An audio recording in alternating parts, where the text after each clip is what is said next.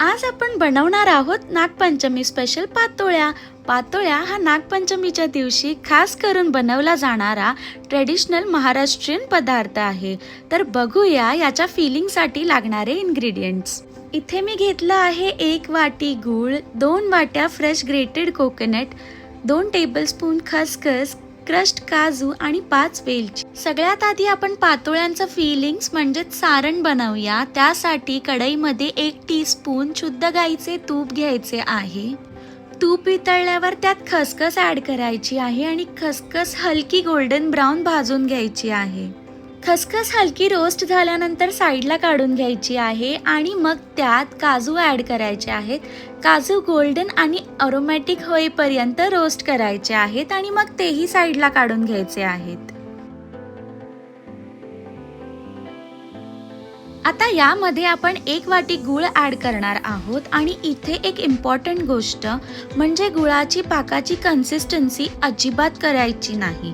गूळ फक्त मेल्ट करून लिक्विड झालं पाहिजे, म्हणजे गूळ वितळलं की लगेच पुढचं इन्ग्रेडियंट ऍड करायचं.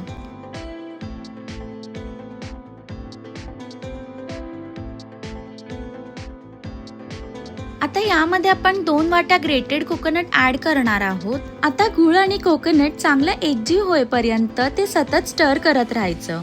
इथे एक गोष्ट खूप महत्वाची आहे, कोकोनट ऍड केल्यानंतर त्यातून थोडं पाणी रिलीज होतं, म्हणून सारण थोडं ड्राय होईपर्यंत शिजवायचं, नाहीतर पातोळ्या वाफवल्यावर फुटतात आणि पाणी बाहेर येतं. आता यामध्ये रोस्ट केलेले काजू, खसखस आणि इलायची ऍड करायची आहे. आता एका कढईमध्ये 2 बाउल पाणी ऍड करून चिमूटभर मीठ टाकून 2 बाउल पिठी सुद्धा घ्यायची आहे. जितकं पाणी घेणार तितकीच पिठी सुद्धा घ्यायची आहे.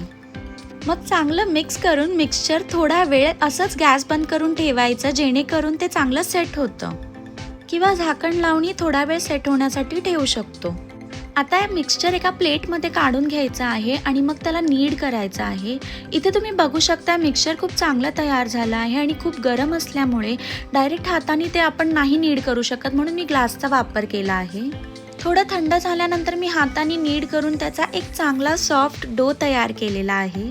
डो सॉफ्ट असेल तर पातोळ्या बनवताना लीव्सवर स्प्रेड करणं खूप इझी होतं. आता पातोळ्यांची खरी स्पेशालिटी म्हणजे हळदीची पानं. पातोळ्या आपण नेहमीच्या मोदकांसारख्या फक्त डो मध्ये बनवत नाही, तर ही डेलिशियस फिलिंग हळदीच्या पानांमध्ये भरून स्टीम केली जाते आणि यामुळे पातोळ्यांना एक युनिक फ्लेवर आणि ब्युटिफुल अरोमा सुद्धा मिळतो. इथे 4 पाने स्वच्छ धुवून त्यांना पुसून तूप लावलेलं आहे आणि मग ह्याचा अर्धा भाग घेऊन त्यावरती डोची एकदम थिन लेअर लावायची आहे. हळदीच्या पानांचा फ्लेवर जेव्हा पातोळ्यांमध्ये उतरतो ना, तेव्हा ते खूप जास्त टेस्टी लागतात. आता डो नीट पसरवून झाल्यावर त्यात सारण भरायचे आहे.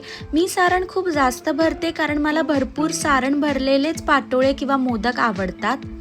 तुम्ही तुमच्या आवडीने सारण कमी किंवा जास्त भरू शकता. सारण जास्त भरल्यामुळे पातोळ्यांचे जे एजेस आहेत ते नीट बंद करून पॅक करावे लागतात, जेणेकरून वाफवल्यानंतर सारण बाहेर नाही येऊ आणि पातोळे फुटू नये. एजेसला हलका हलका दाब देऊन ते एकदम नीट बंद करून घ्यायचे आहेत आणि अशाच सगळ्या पातोळ्या मी तयार केल्या आहेत.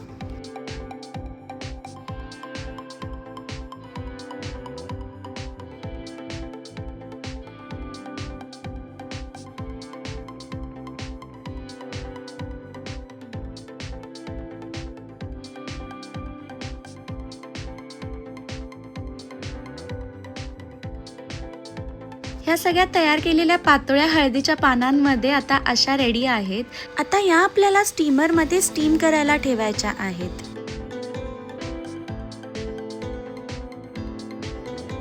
पॉटमध्ये किंवा स्टीमरमध्ये आधीच पाणी ऍड करून गरम करून त्याची स्टीम तयार ठेवा आणि मग भांड्यामध्ये हे सगळे पातोळ्या नीट अरेंज करून स्टीम करायला ठेवून द्या 25 ते 30 मिनिटासाठी.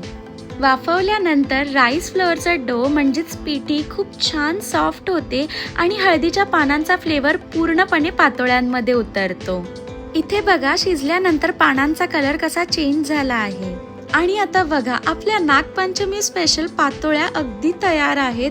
खूप छान दिसतायत आणि खूप छान सुगंध सुद्धा येतो आहे. पातोळ्या काढून मस्त त्याच्यावर साजूक तूप टाकून खायला तर अजून छान लागतात. तुम्ही पातोळ्या कोणत्या पद्धतीने बनवता ते मला कमेंटमध्ये नक्की सांगा.